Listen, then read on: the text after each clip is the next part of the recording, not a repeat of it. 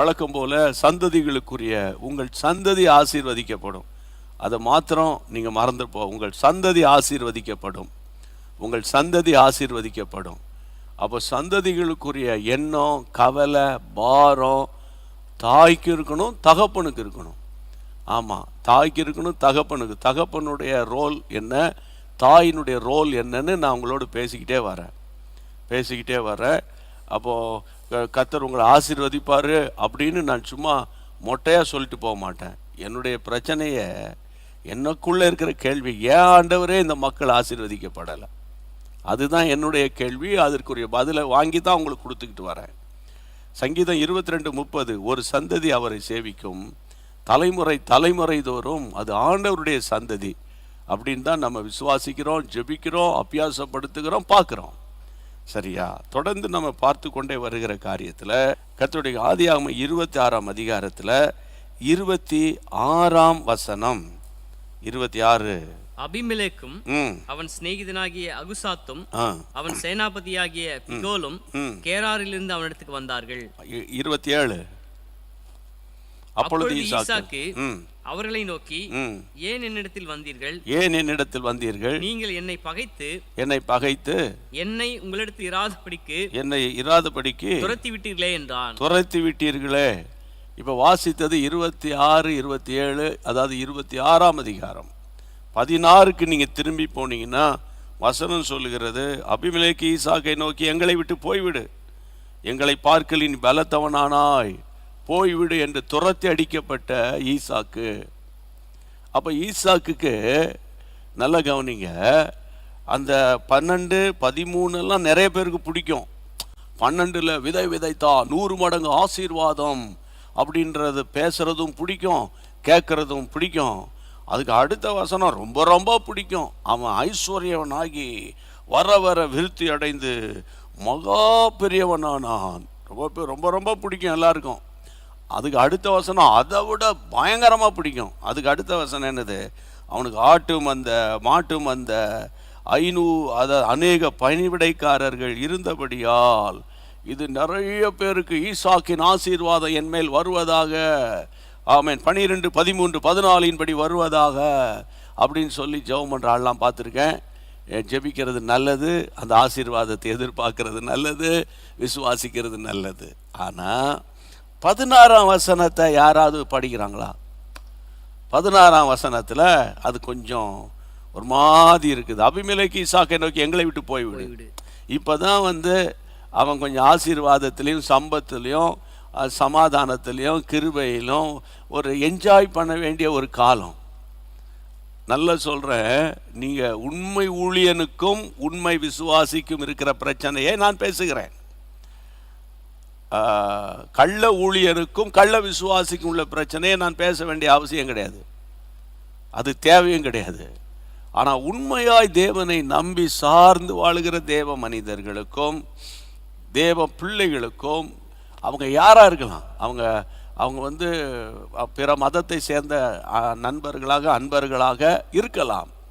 ஆனால் உண்மையாக தெய்வத்தை தேடுறவனுக்கு ஆசீர்வாதம் வரும்போது அந்த ஆசீர்வாதத்தில் அவனை சந்தோஷமாக இருக்க விடாதபடிக்கு சாத்தான் செய்கிற கிரியை, என்னை விட்டு போய்விடு, நீ எங்களை பார்க்கணும். அவன் பாருங்க, அவன் இன்னைக்கு நேற்று இல்லை, நெடுநாள் குடியிருக்கிறான். எங்கே போட்டிருக்கு? 6ஆம் வசனத்தில் 8ஆம் வசனத்தில் பார்த்தீங்கன்னா நெடுநாள், ஒரு லாங் டைம். அவனுக்கு அந்த ஊர் உலக அத்துப்படியாக தெரியும் அவனுக்கு. அவன் நேற்று வந்த ஆள் கிடையாது, ரொம்ப காலமாக அங்கே குடியிருக்கிறான். அப்போ அவனை பார்த்து, நீ எங்களை விட்டு போய்விடுறா, எங்களை விட பலத்தவனானா என்று விரட்டி அடிக்கப்பட்ட ஈசாக்கை தேடி அவர்கள் மறுபடியும் கேராரில் இருந்து அவனிடத்தில் வருகிறாங்க. ஈசாக்கு சொல்கிறான், ஏன்பா என்னிடத்தில் வந்தீங்க, என்னை பகைத்து என்னை துரத்தி என்னை உங்களிடத்திலிருந்து இராதபடி துரைச்சி விட்டீங்களே அப்படின்றான். நல்லா கவனிக்கணும் அன்பானவர்களே, ஒரு சந்ததி தேவனால் ஆசீர்வதிக்கப்படுவதற்கு முன்பு அந்த சந்ததியினுடைய முக்கியமான நபர் கணவன், அடுத்தது மனைவி. சரியா?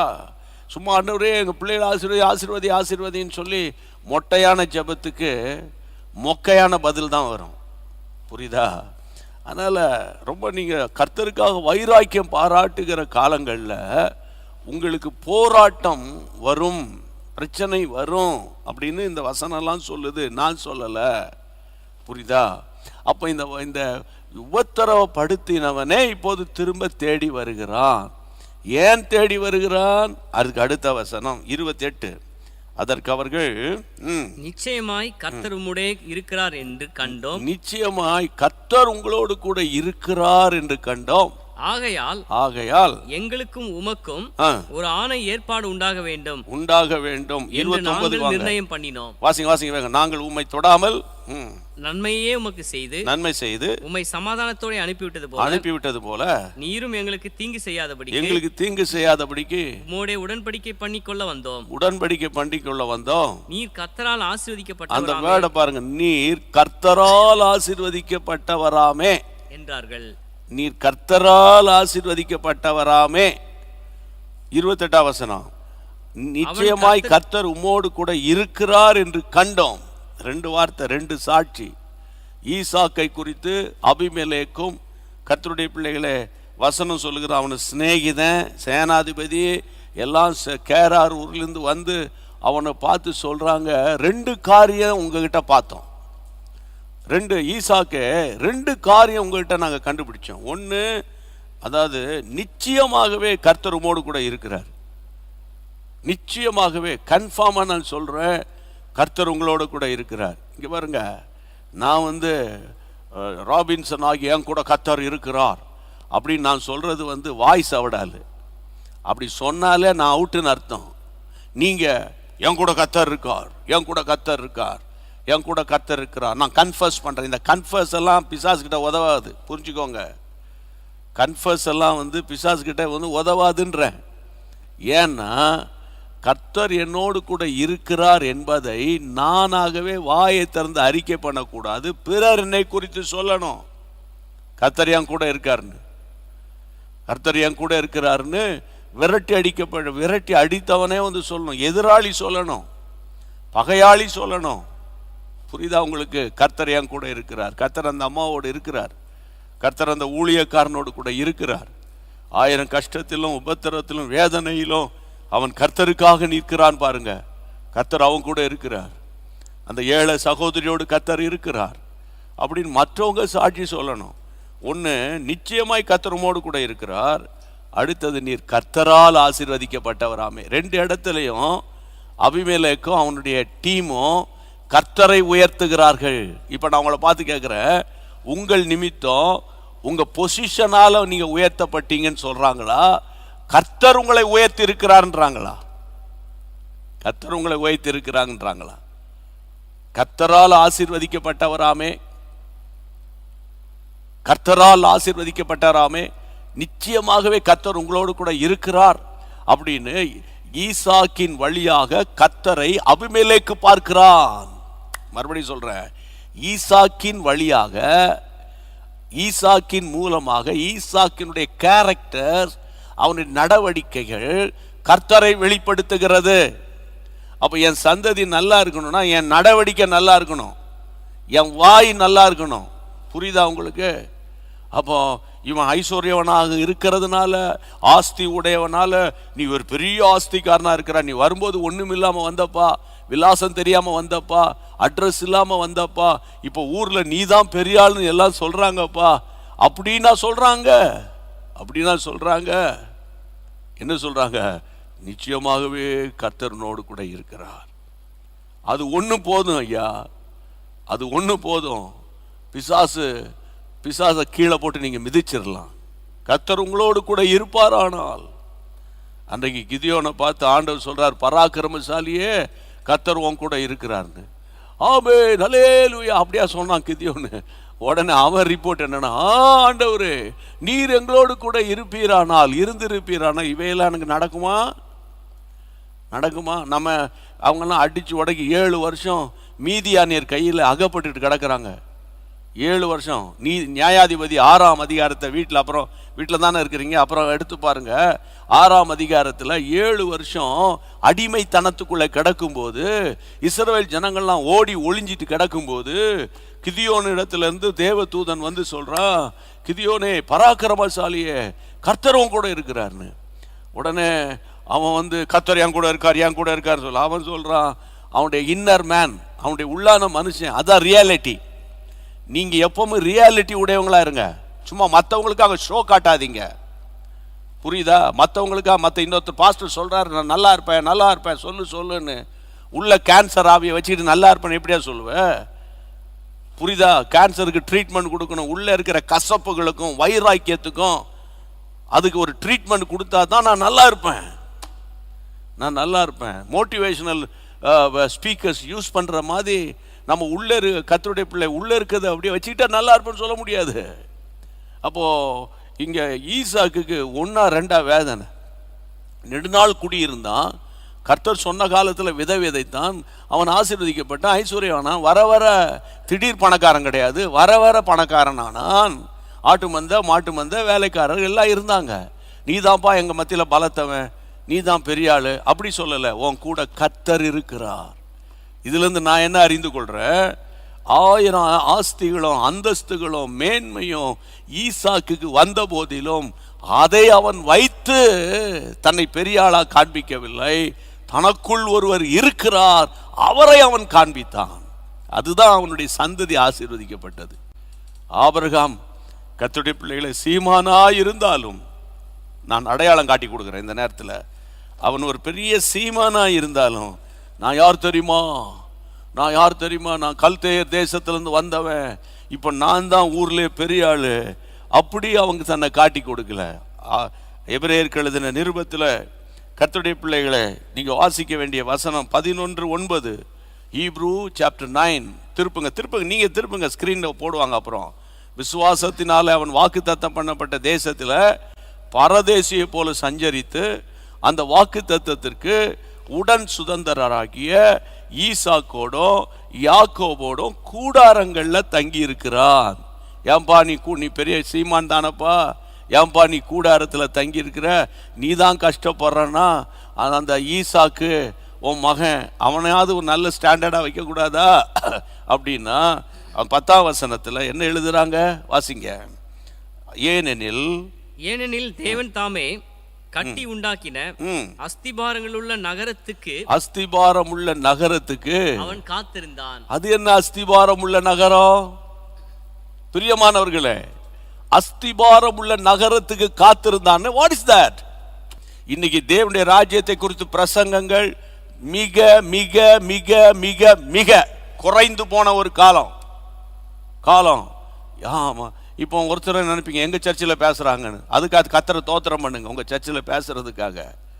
ஆமாம், நீங்களே இந்த பாஸ்ட் 8 monthsல உங்கள் சர்ச்சில் கர்த்தருடைய ராஜ்யத்துக்கு நீ ஆயத்தமா, ஆர் யூ ரெடி அப்படிங்கிற வேர்டை உங்கள் சபையில் எத்தனை முறை பேசியிருப்பாங்கன்னு இப்போ லைவ் சாட்டில் போடுங்க, அல்லது வாட்ஸ்அப்பில் இன்னைக்கு நான் போடுங்க, நாளைக்கு காலையில் எனக்கு நான் பார்க்குறேன், எங்கள் ஆஃபீஸில் கேட்டு பார்க்குறேன்.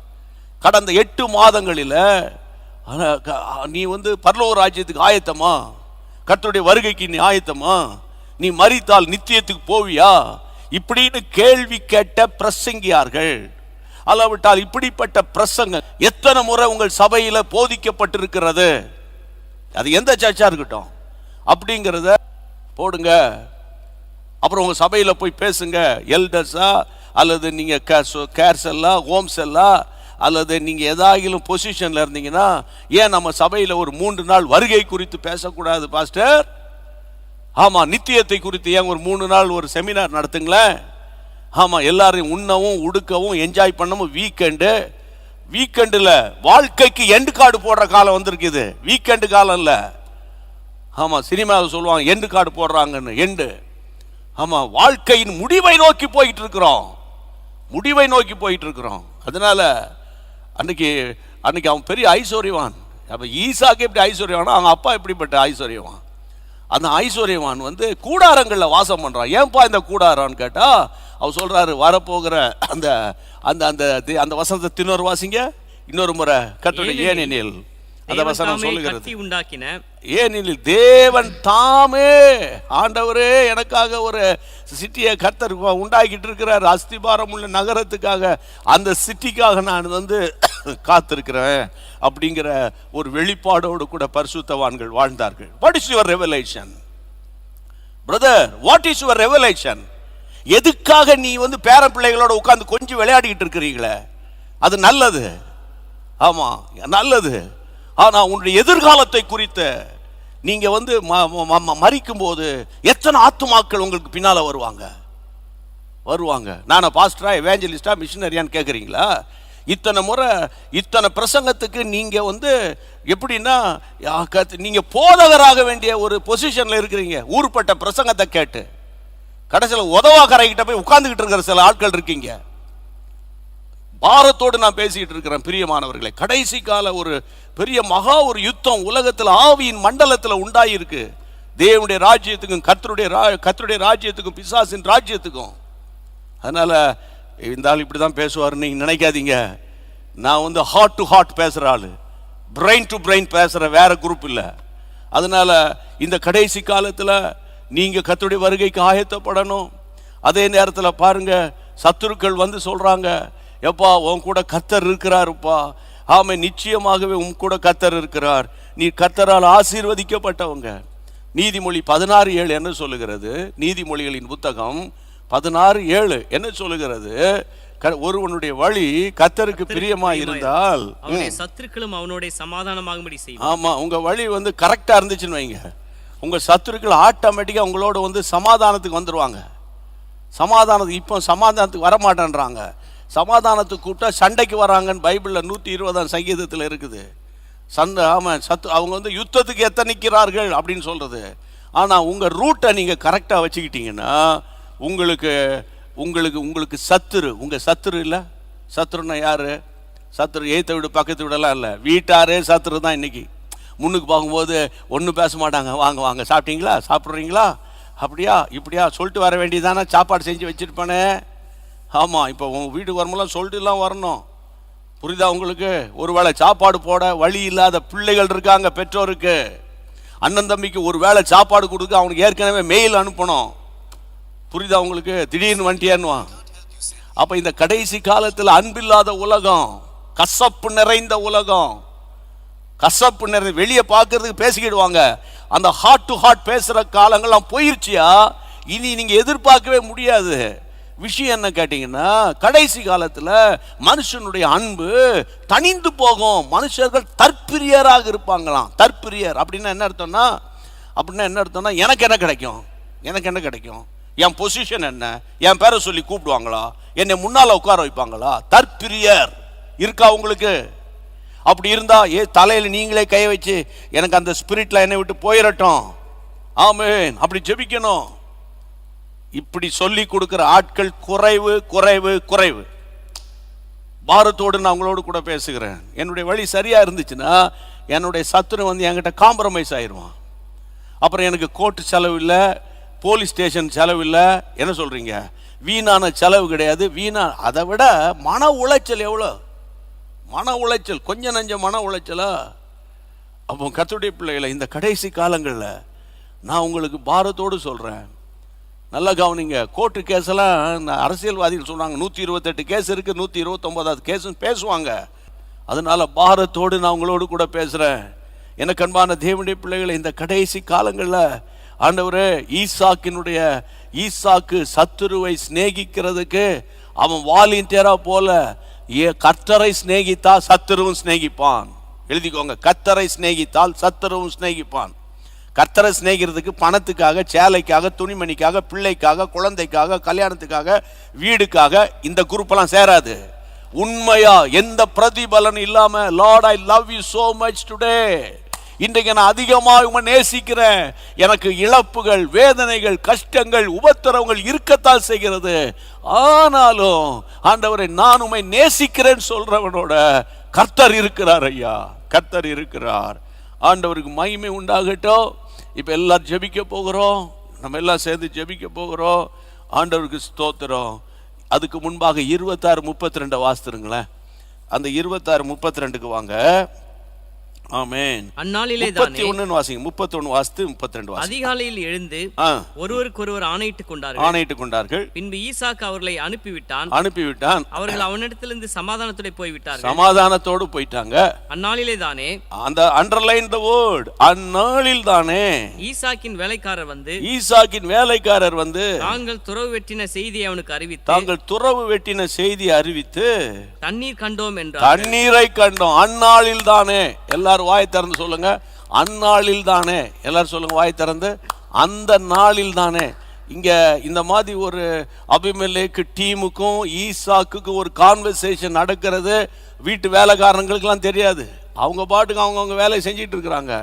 ஆனால் இந்த சமாதானத்தோடு ஈசாக்கு அனுப்பி வைத்த போது அந்த நாள்ல ஈசாக்குக்கு ஒரு இன்ஃபர்மேஷன் வருது. நாங்க இன்னைக்கு ஒரு துறவை தோண்டனமா, பியூட்டிஃபுல்லான வாட்டர் வருது. அது எதை குறிக்கிறது? ஆசீர்வாதத்தை குறிக்கிறது. ஆமென், ஹல்லேலூயா. இன்னைக்கு நான் உங்களுக்கு சொல்லட்டா, உபத்திரவத்துல, கஷ்டத்துல, ஐயா எனக்கு நிம்மதி இல்லாமல் ஆக்குறாங்க ஐயா என்ன. நான் இந்த மாதிரி வேதனைக்குள்ளே போயிட்டேன் பிரதர். நான் ஒரு தனிமையில் இருக்கிறேன், ஒரு சஞ்சலத்தில் இருக்கிறேன். நான் எனக்கு சில ஆசீர்வாதங்கள் இருக்கு, அதை நான் பயன்படுத்த முடியல. இந்த மாதிரி வேதனையில் நான் இருக்கிறேன் அப்படின்னு நீங்கள் கஷ்டத்தோடு இருந்தால் இந்த நேரத்தில் கர்த்தரோடு கூட கனெக்ட் பண்ணுங்க. ஆனால் பாருங்க, இந்த நேரத்துக்குரிய, இந்த நாளிகைக்குரிய ஒரு சந்ததி தேவனை சேவிக்கும். அது தலைமுறை தோறும். ஆமென். யாக்கோபு, அதாவது ஆபிரகாமுடைய குமாரன் ஈசாக்கு, இந்த சந்ததி. கர்த்தருக்கு ஸ்தோத்திரம். வரும் நாட்களில் ஆண்டவர் நடத்தினார்னா அந்த யாக்கோபு பிரதர்ஸனுடைய லைஃப்பை பேசுகிறேன் உங்களோட. சரியா? விட்டுறாதீங்க. டெய்லி ஆன்லைனில் வாட்ச் பண்ணுங்க. என்னத்தையா நம்ம கொண்டு போகிறோம். இல்லை பிஸின்னு பிசாசு எப்பவுமே பிஸி ஆக்கிடுவான். ஆனால் ஒன்று சொல்லிட்டா, பிசாசு பிஸி ஆக்குறது வேற, கர்த்தர் உங்களை பிஸி ஆக்குறது வேற, நீங்களே உங்களை பிஸி ஆக்கி கொள்றது வேற. 3 லெவல் இருக்குது. கர்த்தர் பிஸி ஆக்குறது வேற, பிசாசு பிஸி ஆக்குறது வேற, நீங்களே உங்களை பிஸி ஆக்கி கொள்றது வேற. புரியுதா? நீங்களே உங்களை பிஸி ஆக்கி கொள்றது நல்லது. சும்மா தான் இருக்கேன், தோட்ட வேலை செய்கிறேன், சும்மா தான் இருக்கிறேன், ஒரு கை வேலை செய்கிறேன், வீட்டை க்ளீன் பண்ணுறேன், ஒற்றை அடிக்கிறேன், சும்மா தான் இருக்கிறேன், மோட்டர் சைக்கிளை நானே கழுவுறேன், காரை நானே கழுவுறேன். பலன்னு தான் கழுவுங்க. புரியுதா? அது நல்லது, உடலுக்கு ஆளுது, உங்களுக்கு நல்லது.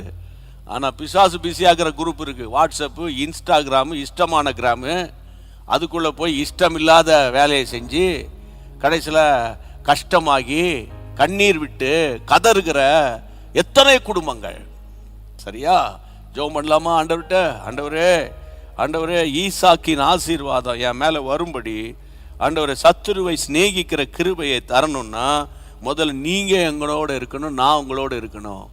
ரிபாபா ஹபு ரபா, கர்த்தருமோடு கூட இருக்கிறார் என்பதை நாங்கள் கண்டோம். ஆமா, கர்த்தர் நிச்சயமாய் உன்னோடு கூட இருக்கிறதை கண்டோம். அடுத்தது, நீங்க உங்க சொந்த முயற்சியினால் ஆசீர்வதிக்கப்படல, கர்த்தரால் ஆசீர்வதிக்கப்பட்டவங்க. ஹல்லேலூயா. You are all blessed people. நீங்க எல்லாரும் கர்த்தரால் ஆசீர்வதிக்கப்பட்டவங்க. ஆமென். கர்த்தர் உங்களை ஆசீர்வதித்திருக்கிறார். ஆண்டவரே, என் பணம், என் பெருமை, என் சர்டிபிகேட்டு, என் பொசிஷனு, சரியா, என் சம்பாத்தியம், என் பிரெயின், என்னுடைய இன்டலெக்சுவலு, ஆண்டவரை என்னை ஆசீர்வதிக்கல. எங்க அப்பா வீட்டிலிருந்து கொண்டு வந்த நகையும் சொத்தும் என்னை ஆசீர்வதிக்கல. ஆண்டவர் நீரே என்னை ஆசீர்வதித்தீர். ஹல்லேலூயா. 2 கைகள் அப்படி மார்பில் வைத்து, ஆண்டவரே எல்லாம் உங்க கிருபைப்பா. சத்தத்தை சொல்லுங்க உயர்த்தி, எல்லாம் உங்க கிருபைப்பா, எல்லாம் உடைய கிருபைப்பா. சொல்லுங்க வாய் திறந்து, எல்லாம் உங்க கிருபைப்பா. என்கிட்ட பெருமை பாராட்டுறதுக்கு என்ன இருக்குப்பா? ஐ எம் ஆஃப்டர் ஆல், நான் ஒரு ஆசிரியர், நான் ஒரு டாக்டர், நான் ஒரு லாயர், நான் ஒரு என்ஜினியர், நான் ஒரு கன்ஸ்ட்ரக்ட் பண்றவன், அல்லவிட்டா நான் ஒரு பிஸ்னஸ் மேன், அல்லவிட்டா நான் ஒரு IAS, ஆமே, அல்லது ஒரு IPS. ஆனால் நான் வேற ஒன்றும் இல்லை ஆண்டவரே. நான் பிரயோஜனமானவன், உமக்கு முன்பாக நான் ஒன்று இல்லை. நான் ஒன்றுமில்லை, நான் ஒன்றுமில்லை சொல்லுங்க. நான் ஒன்றுமில்லை, நான் ஒன்றுமில்லை சொல்லுங்க. அறிக்கை பண்ணுங்க. லார்ட், ஐ அம் நத்திங். ஆண்டவரே, நான் ஒன்றுமில்லை. என் படிப்பு, என் அந்தஸ்து, என் பணம், எங்க அப்பா அம்மா சொத்து சுதந்திரம், வீடு ஆஸ்தி, என் வாகனங்கள் எல்லாம் ஒண்ணுமே இல்லை.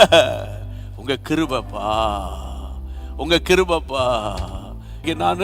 எனக்கு நீங்க சொன்னதை உங்களுடைய பிள்ளைகளுக்கு மனதார மனம் திறந்து 100% ஆண்டவரே, நான் மனம் திறந்து இந்த பிள்ளைகளுக்கு ஊழியம் செய்ததுக்காக நன்றி அப்பா. எங்களை நீங்க உபத்திரவத்தின் பாதையில நடத்தி கொண்டிருக்கிற இந்த நாட்கள்ல ஆண்டவரே உமக்கு ஸ்தோத்திரம். என்னை போல இந்த உபத்திரவத்தின் வழியா போயிட்டு இருக்கிற குடும்பங்களுக்கு நாங்க ஆறுதலா ஆண்டவரே அவங்களை பலப்படுத்துறதா இருக்கணும்ப்பா. பாரத்தோடு ஜெபிக்கிற நாங்க இப்படி இருக்கிறோம். என் பிள்ளைக்கு இப்படி நேர்ந்து விட்டது, என் மகன் இப்படி மாறிட்டானே, ஒரு ட்ரக்குக்குள்ள போயிட்டானே, என் மகா குடிகாரியா மாறிட்டாளே, ஆண்டவர் வீட்டுக்கு அடங்காதவளா மாறிட்டாளே என்று வேதனையோடு இருக்கிற பிள்ளைகளுக்கு கண்ணீரோடு ஜெபிக்கிறோம். இந்த மாலை நேரம் அவர்களுக்கு ஒரு சமாதானம் வீட்டுக்குள்ள வரட்டும், தேவ பிரசன்னம் வரட்டும். கலங்க பண்ணுகிற ஆவிய கடிந்து கொண்டு நான் ஜெபிக்கிறேன். சமாதானத்தின் தேவன் கூட இருந்து நடத்தும்.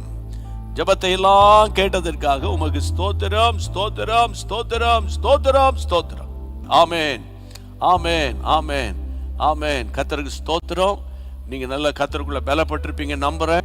ஆமென். உங்க குடும்பத்தை நினைச்சு மீடியா டீம், வொர்ஷிப் டீம், ஆபீஸ்னுடைய எல்லா ஸ்டாஃப், ஆமென், உங்களுடைய ஊழியக்காரனை குடும்பம் எல்லாரும் நினைச்சு தோத்திரம் மட்டும் பண்ணுங்க, போதும். அது சரியா? சரியா? எல்லாம் சேர்ந்து சொல்லிடுறேன். ஆத்துமாவே கர்த்தரை ஸ்தோத்திரி, என் முழு உள்ளமே அவருடைய பரிசுத்த நாமத்தை ஸ்தோத்திரி. என் ஆத்துமாவே கர்த்தரை ஸ்தோத்திரி, கர்த்தர் செய்த சகல உபகாரங்களை மறவாதே. ஒருவருக்காக ஒருவர், ஒருவரோடு ஒருவர், ஒருவர் பாரத்தை ஒருவர் சுமந்து இயேசுவின் பிரமாணத்தை நிறைவேற்றுவோம். God bless you.